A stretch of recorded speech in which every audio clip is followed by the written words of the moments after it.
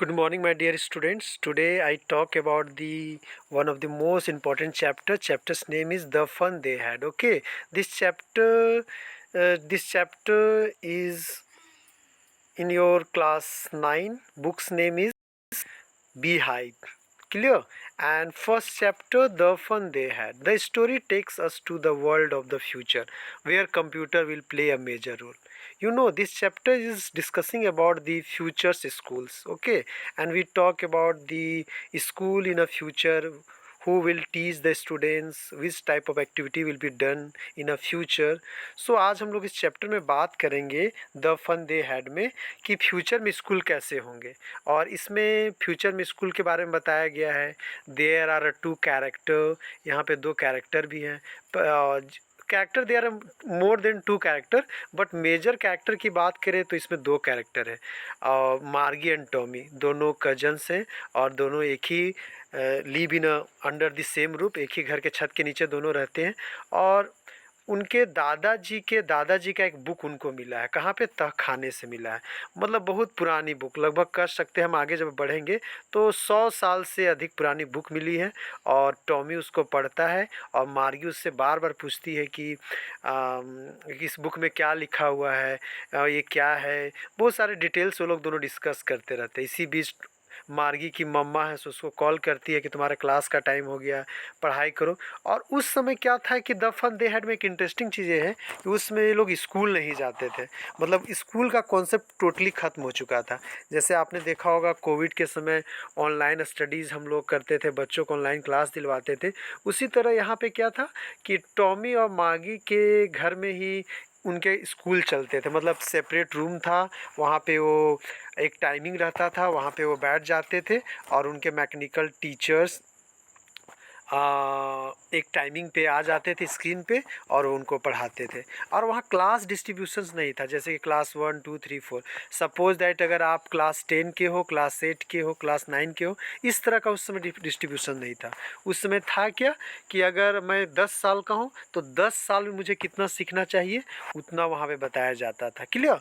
अगर आगे बात करें तो you might want to explain the idea of virtual reality and virtual classroom. The term virtual reality refers to a reality created by computer software. मतलब वहाँ पे virtual classroom थे। जैसे कि अभी देखना कि हम लोग स्कूल जाते हैं, बिल्डिंग बना हुआ है, हर दिन जाना है, आप सेम एज ग्रुप के बच्चे क्लासरूम में रहते हो। लेकिन उसमें वैसा नहीं था। मतलब आपको सेल्फ स्टडी खुद से करना है। टीचर आपको बताएंगे, आपको पढ़ना है और क्लास ओवर हुआ और आपको फिर नेक्स्ट क्लास के लिए प्रिपेयर करके आना है। अगर आप कुछ नोट्स बना लेते हो तो एक प्रॉपर स्लॉट वहाँ पे आप उसको डाल देना है और तुरंत आपके मैकेनिकल टीचर चेक करेंगे copy and give answer. Clear? तो in this unit student are required to present their argument in a debate. The following point को पहले मेन टॉपिक में हम लोग अगर जब आए यहाँ पे तो हम बहुत सारी चीज़ों को यहाँ पे देखेंगे। क्लियर ना? The fun there, the story we shall read is set in the future. मतलब कहानी क्या की है? फ्यूचर के बारे में। When books and school as we know now them will prepare perhaps not exit, how will children study then? The diagram below में give you some ideas. मतलब यहाँ पे क्या डिस्कस किया गया है? फ्यूचर स्कूल के बारे में बताया गया, जैसे मैंने आपको बताया। क्लियर? और यहाँ पे तुम देखोगे learning through computer, virtual classroom आप पिक्चर में देख सकते हो। स्कूल ऑफ द फ्यूचर कैसे रोबोटिक टीचर है। मूविंग टेक्स्ट, मतलब आप जो भी अभी हम लोग अगर मोबाइल में या आप कंप्यूटर में पढ़ते होगे तो देखना स्लाइड मूवमेंट होता है। तो इसी तरह बच्चे को स्लाइड मूवमेंट होता था बुक में। इन अ पेयर डिस्कस देयर, फिर आपको डिस्कस करने इसमें। अगर मेन टॉपिक की बात करें तो मैंने जैसा बताया था कि देयर आर टू कैरेक्टर। मार्गी even wrote about in the night in the diary. मार्गी हर दिन डायरी लिखती थी, डायरी प्रैक्टिस उसका था। और वो अपने पेज के ऊपर में हेडिंग देती है 17 में 2157। She wrote today Tommy found a real book. और वो लिखती है कि टॉमी ने आज क्या पाया? रियल बुक को पाया। It was a very old book, बहुत ही पुरानी बुक थी। Margie's grandfather once said that when he was a little boy. और मार्गी के ग्रैंडफादर ने एक बार कहा था कि जब वह बहुत छोटा था तो उसके ग्रैंडफादर क्या करते थे कि उन्होंने कहा था कि we when all story were printed on paper. मतलब कि मतलब 100 120 25 साल पुराने हम लोग कहाँ पे पढ़ते थे? हम लोग पेपर में प्रिंटेड स्टोरीज रहते थे, आपके जैसे नहीं था। मतलब मार्गी के दादाजी बताते थे, they turn the pages which were yellow and crinkly and it was awfully funny to read words.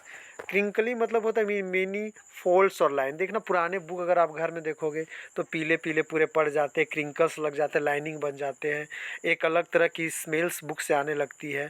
तो इन सारी चीज़ों को मार्गी नोटिस करती है। They were suppose one screen you know and then when they turn back to the page before it the same words on the and.